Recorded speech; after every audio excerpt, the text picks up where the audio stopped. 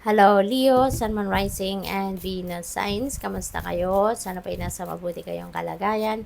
Welcome back po sa Star Tarot. At kung bago kayo rito, welcome din po kayo. Please subscribe, like, share my videos, and leave me a comment kung nakaresonate kayo. Thank you.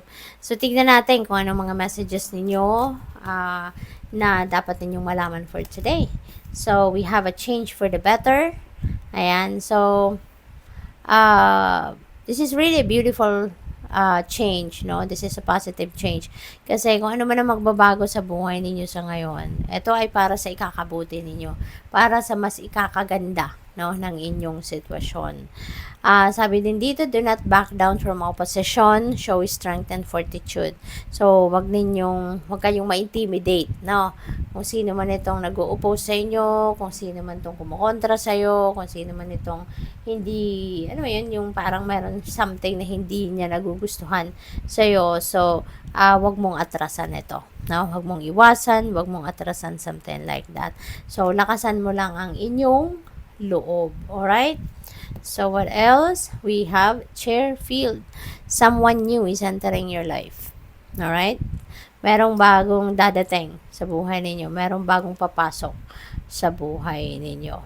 Okay? So, this could be, baka meron kayong bagong madidikaw, bagong kaibigan, or po pwedeng manganganak kayo, or maybe you are welcoming a new baby sa family, no? So, po pwedeng ganun.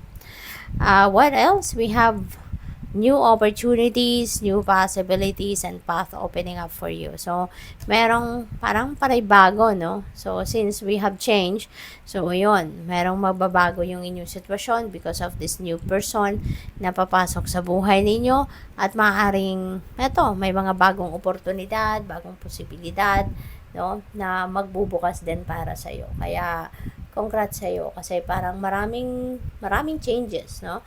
Maraming changes ang dadating sa buhay ninyo rito. So, good luck sa'yo dyan.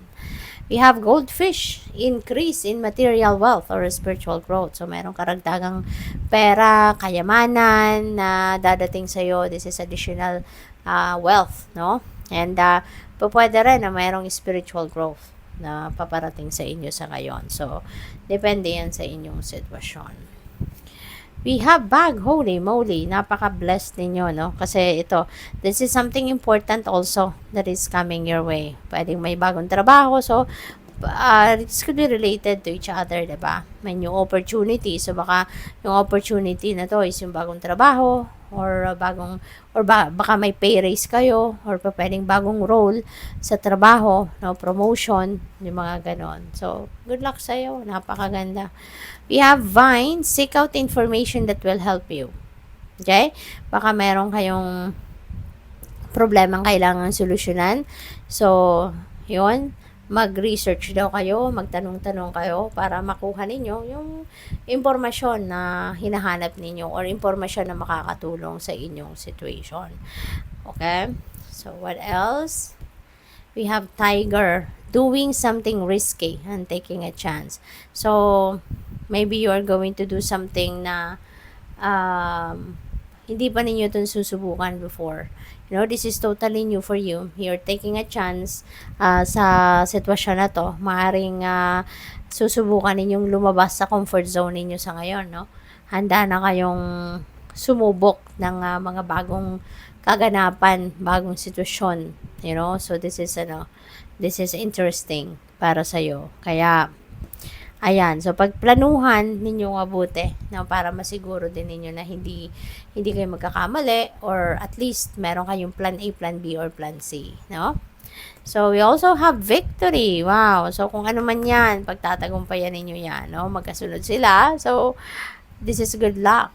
No, this is good luck na parang babalot din sa inyo kasi mapagtatagumpayan ninyo to. Even if this is very new for you, this is a new uncharted territory para sa iyo, pero yun nga, talagang yan ay pagtatagumpayan ninyo, no? So, what else? We have unicorn. Use your intuition to make beneficial changes. Okay? So, gamitin ninyo daw yung inyong intuition para sa mga magagandang pagbabagong mangyayari na that will benefit you, no? Magiging paborable para sa iyo kung ano man ang mga pagbabagong ito na mangyayari.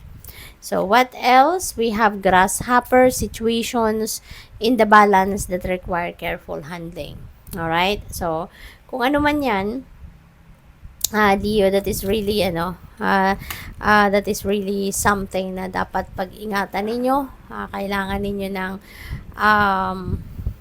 kailangan ninyo rito siguro ng, iba yung pagpaplano. Kailangan ninyo rito ng, balanse, sa mga gagawin ninyo, 'di ba? Pag-iisipan ninyong mabuti. Dapat ninyong pag-isipan mabuti. Kailangan ninyong i-analyze siguro ang inyong sitwasyon kasi this could be something that is delicate, no? Na sitwasyon. So, what else? We have club. Someone will try to make you do something against your will. Ayan. So, baka meron ditong magpupuwersa sa'yo na gawin ang gusto niya. You know? So, use your own judgment and discernment. Panindigan mo kung ano sa tingin mo ang tama. Okay? At wag mong hayaan na don't allow yourself, no? To give in sa mga taong ito na namimilit kahit ayaw nyo or kahit labag sa kalooban ninyo. Diba? So, manindigan kayo. No? Stand your ground. Stand for what you believe in. At ipaglaban mo kung ano yung tama sa tingin mo. Okay? So, good luck sa'yo. Thank you for watching. Laban Light. Namaste.